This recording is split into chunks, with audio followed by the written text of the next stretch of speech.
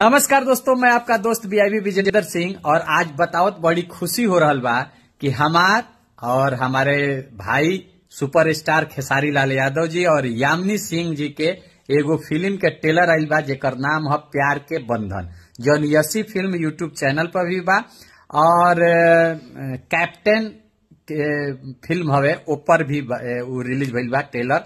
अब बहुत लोग के पसंद आइल बा, एक दिन में ही 1 मिलियन पार कर गइल बा। लोग देखी जेकर डायरेक्टर बानी हमार बड़े भैया हमारे प्रिय अनंजय रघुराज भैया और जेकर प्रोड्यूसर बानी हमनी के कलाकार लोग के मसीहा हमारे अभय सिन्हा भैया यसी फिल्म।